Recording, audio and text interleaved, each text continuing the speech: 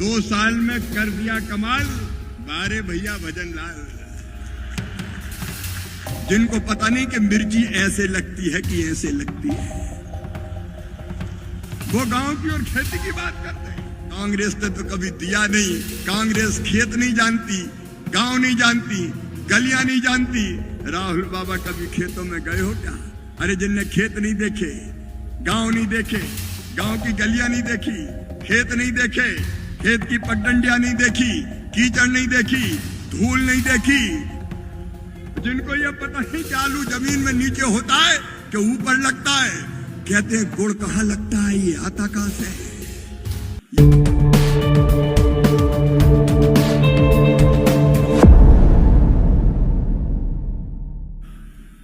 मंच पर विराजमान हमारे राजस्थान के विकास के लिए नया रिकॉर्ड बनाने वाले, 2 साल में कर दिया कमाल बारे भैया भजन लाल।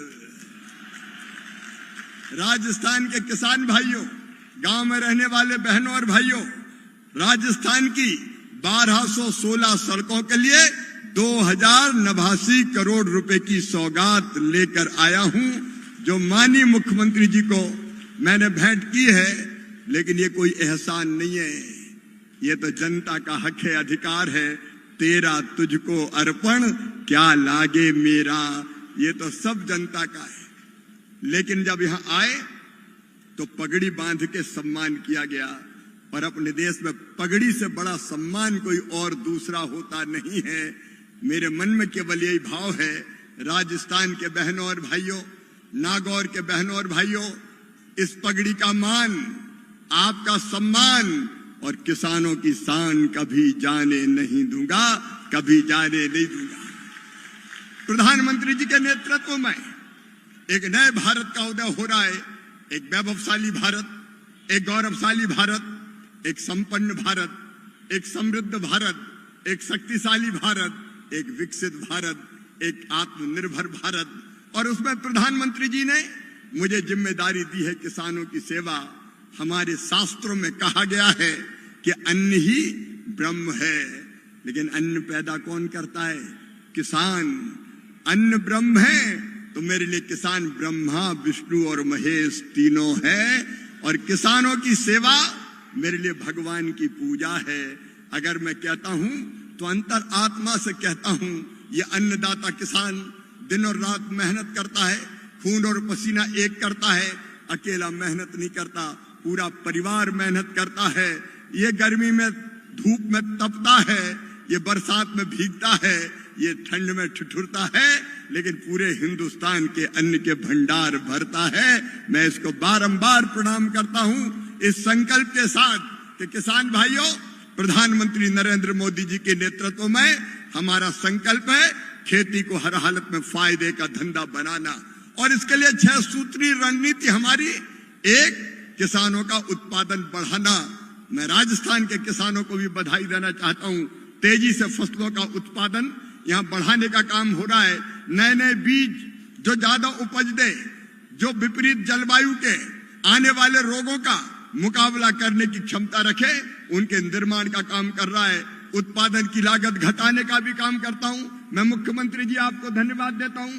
प्रधानमंत्री किसान सम्मान निधि में प्रधानमंत्री जी ने 6,000 दिए, तो भजन लाल जी आपने 3,000 उसमें और जोड़ दिए, और 9,000 रुपया देके किसान सम्मान निधि से आप लागत कम करने का काम कर रहे हैं। और किसान भाइयों, ओले में, इल्ली में, सूखे में, पाले में, बाढ़ से, बरसात से कई बार फसलें तबाह और बर्बाद हो जाती है। आज कृषि मंत्री के रूप में प्रधानमंत्री जी के मार्गदर्शन में मैं आपको ये वचन देने आया हूं, भगवान ना करे कभी फसलों को नुकसान हो, लेकिन अगर कभी हो गया तो चिंता मत करना।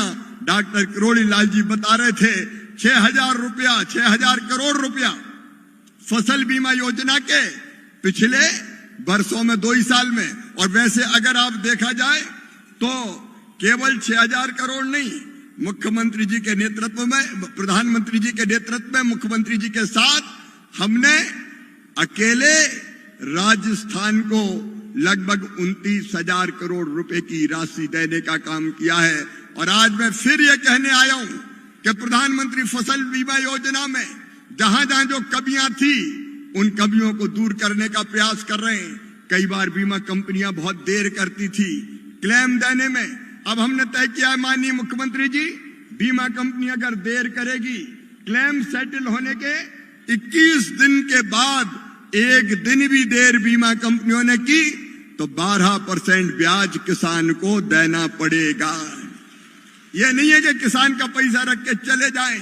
हमने और भी कई सुधार फसल बीमा योजना में किए हैं, आगे वो भी लगातार जारी रहेंगे। हम इस पर भी विचार कर रहे हैं कि जंगली जानवर अगर फसल खा जाए और किसान का नुकसान हो जाए तो उसको भी फसल बीमा योजना में शामिल किया जाए।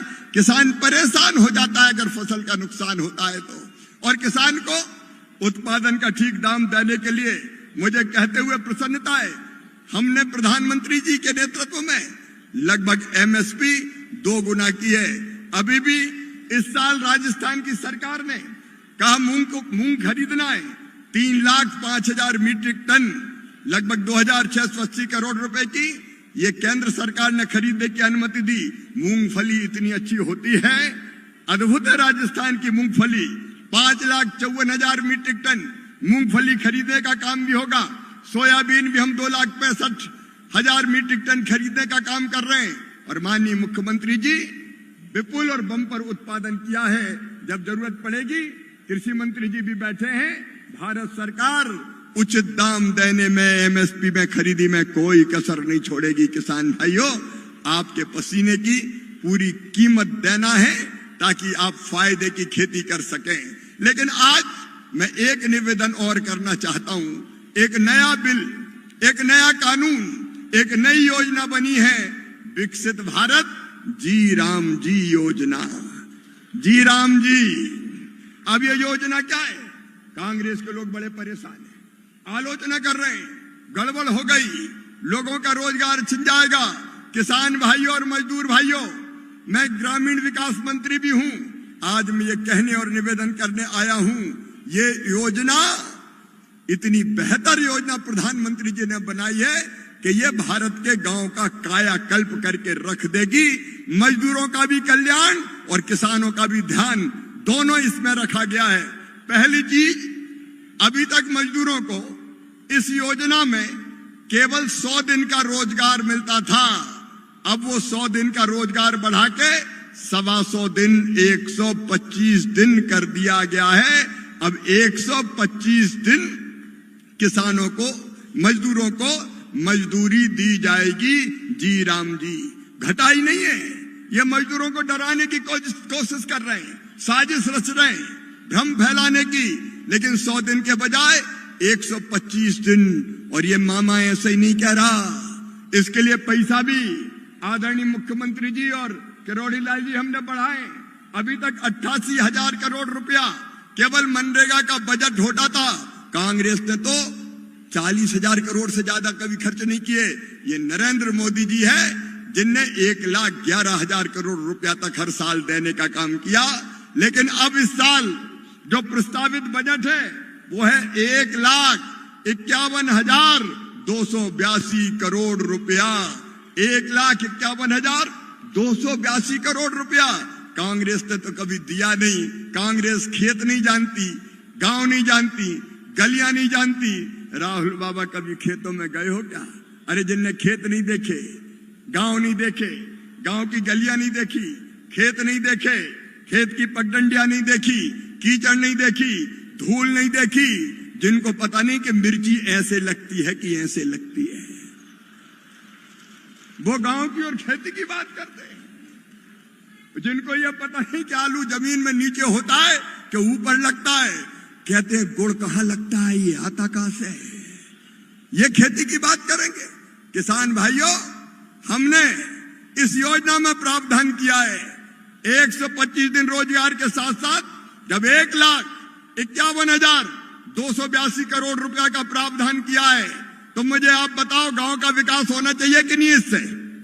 अरे बोल कर जोर से बताओ, होना चाहिए कि नहीं? इसको विकसित भारत इसलिए कहा है कि इस योजना में गांव की पंचायती प्लान बनाएगी गांव के विकास का। भैया अब ऐसा नहीं होगा, इधर की मट्टी खोदी और इधर फेंक दी, बरसात के पहले थोड़ी छिलाई की और फिर पानी आ गया, वैल्यूएशन हो गया, पैसा निकल गया। मोदी जी ने तय किया है मजदूर को पैसा भी देंगे लेकिन गांव का संपूर्ण विकास भी करेंगे। एक विकसित गांव, गरीबी मुक्त गांव, रोजगार युक्त गांव हमको बनाना है। और इसलिए किसान भाइयों, गांव के लोग बैठ के प्लान बनाएंगे कि इस पैसे से कौन कौन सा काम होना है। 5 साल में 7.5 लाख करोड़ रुपया लगेंगे, इसमें 7.5 लाख करोड़ रुपया। और ये रुपया अगर गांव में आ गया तो सड़कें चकाचक हो जाएंगी, नालियां बन जाएगी, स्कूल भवन हो, पंचायत भवन हो, आंगनबाड़ी हो, पुल पुलिया हो, सारी चीजें आप बना पाएंगे। और अगर चाहो तो खेत के लिए सड़कें भी बनवा लेना किसान भाइयों। उसकी भी योजना इस योजना में हमने की है कि खेत सड़क भी बनाओ, प्रधानमंत्री सड़क और बाकी सड़कें बाकी योजना में बनेगी। किसान भाइयों, आप जी राम जी योजना से खेतों की सड़कें बनवा लो, गांव में बैठ के आपको तय करना है। यह जरूर तय किया है कि पैसा भ्रष्टाचार की भेंट नहीं चढ़ने दिया जाएगा, संपूर्ण गांव का विकास हो, यह प्रावधान किया है। राजस्थान ने पानी की कमी को कई वर्षों तक भुगता है और इसलिए इस योजना में प्रावधान किया है कि जल संरक्षण के काम प्राथमिकता के आधार पर लिए जाए। आप तालाब भी बनाए, चेक डैम बनाए, स्टॉप डैम बनाए, बोरी बंधान बनाए। डबरी बीच में बंद हो गई थी तो मुख्यमंत्री जी पधारे थे दिल्ली, ये डबरी तो राजस्थान की जान है। अरे आपकी जान, हमारी जान डबरी हमने फिर से चालू कर दी। जो जरूरत हो जल संरक्षण के लिए आप काम करवाइए, गांव गांव में पानी बचाने का काम भी करिए और उसके साथ आजीविका मूलक गतिविधियां वो भी इसके अंतर्गत की जा सकती है। और अगर ज्यादा पानी के कारण, प्राकृतिक आपदा के कारण नुकसान हो तो रिटर्निंग बाल भी बनाओ, जल निकासी का प्रबंध भी करो, लेकिन गांव का संपूर्ण विकास करने का काम इस योजना के अंतर्गत होगा। और एक बात और, अगर इस योजना में समय पर मजदूरी नहीं मिली तो मजदूरों को ब्याज भी देना पड़ेगा। ऐसा नहीं है कि काम करवा लिया तो मजदूरी नहीं दी, उसका प्रावधान भी है। और प्रशासनिक व्यय बढ़ा के हमने कर दिया है 6 से 9%।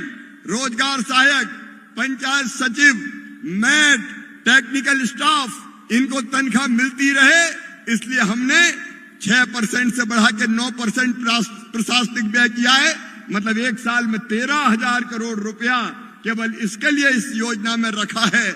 और एक बात और किसान भाइयों, कई किसान कहते थे जब खेती में बुआई का समय होता है, जब कटाई का समय होता है तो कई बार मजदूर मिलते नहीं है।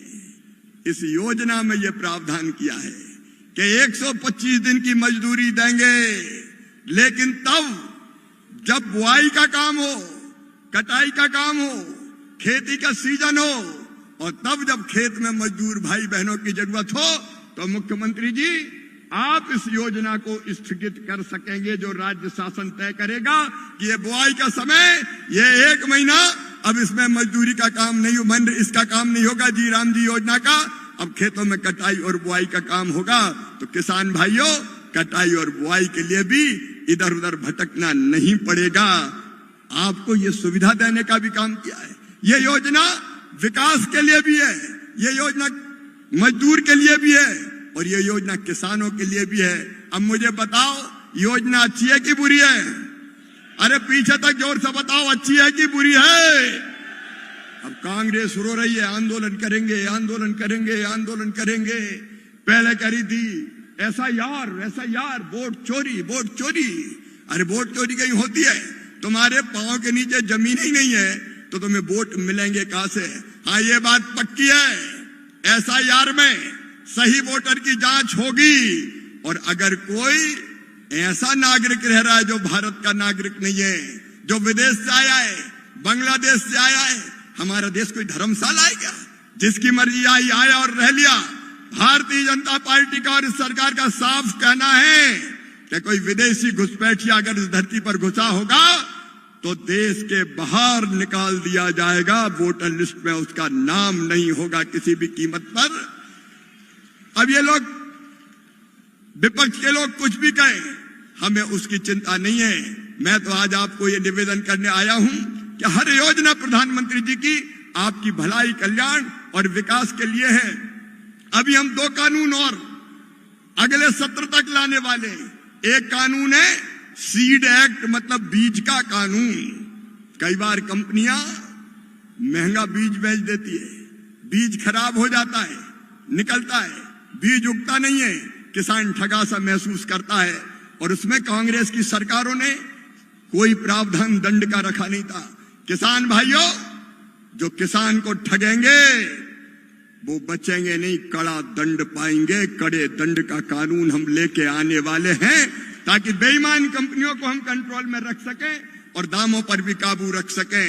और एक बात इसके साथ और, नकली खाद, घटिया पेस्टिसाइड ये कोई बेच नहीं पाएगा। एक पेस्टिसाइड एक्ट और आएगा जिसमें ऐसे बेईमानों को कहीं का नहीं छोड़ा जाएगा। किसान को लूटने वाले कोई बर्दाश्त नहीं किए जाएंगे। बातें तो बहुत है किसान भाइयों, और ये धरती ऐसी है कि दिल करता है रुक जा रे, रुक जा रे, रुक जा तू यहीं पे कहीं। जो बात इस जगह है कहीं पे नहीं। लेकिन मेरे पास पर्ची आ रही है कि टाइम हो गया है, अब निकलना पड़ेगा। आपको छोड़ के कहां जाएंगे। इतना वचन मैं आपको देता हूं। एक बात और कह के, केवल इतने नहीं, सड़कें तो दी है माननीय मुख्यमंत्री जी। नया सर्वे हो गया है आवास का, आपके यहाँ ऑथेंटिकेशन का काम, उसको एक बार फिर से परखने का, जांचने का काम हो रहा होगा। राजस्थान के भाइयों और बहनों, प्रधानमंत्री जी के आशीर्वाद से जितने लोग प्रधानमंत्री आवास योजना के अंतर्गत मकान से वंचित रह गए हों, चिंता मत करना, सर्वे हो गया है। और सर्वे की प्रमाणिक सूची जैसे ही माननीय मुख्यमंत्री जी और ग्रामीण विकास मंत्री जी भेजेंगे, बाकी गरीबों के लिए भी मकान देने का काम प्रारंभ कर दिया जाएगा। कोई झोपड़ी में नहीं रहेगा, हर एक के पास पक्का मकान होगा। क्रमशः हम मकान देने का भी काम करते रहेंगे। और उसमें भी तय कर दिया है कि अब 15,000 तक की आमदनी वाले को भी मकान मिलेगा। एक नियम उसमें बना था कि जिसके पास 2 पहिया वाहन है उसको नहीं मिलेगा। अरे मैंने कहा ये कौन सी बात हुई। आजकल तो मजदूर भाई बहन भी मजदूरी करने जाता है तो मोटरसाइकिल पे बैठ के जाता है। अगर ये कानून लगा दिया तो सब ही रह जाएंगे। अब ये हटा दिया, अगर 2 पहिया वाहन है तो भी मकान मिलेगा। और एक शर्त और लगी थी कि फोन है तो नहीं मिलेगा। बिना फोन के कौन है, अब बताओ कोई है क्या? अरे कोई है क्या बिना फोन के? जो देखो वही hello hi how do you do कर रहा है आजकल तो। और इसलिए अब ये कानून बना, अब ये नियम परिवर्तित कर दिया कि जिसके पास फोन है उसको भी मकान मिलेगा। और असिंचित जमीन में 5 एकड़ अगर है किसान के पास और सिंचित 2.5 एकड़ है तो किसान भाइयों को भी मकान दिए जाएंगे। चिंता मत करना। ये विकसित भारत नरेंद्र मोदी जी के नेतृत्व में आपके कल्याण के लिए आगे बढ़ रहा है। आपकी सेवा भगवान की पूजा है। इस मंत्र को मानते हुए मैं दोनों हाथ जोड़ के आपको प्रणाम करते हुए फिर यही कहता हूं कि आपके सेवक हैं हम। मंत्री के अहंकार से नहीं भरे, आपकी सेवा में ये पूरा जीवन निकल जाए तो मां मीरा की तरह अपनी जिंदगी भी सफल हो जाए। इसी भाव से आज आपके बीच आया हूं। एक बार फिर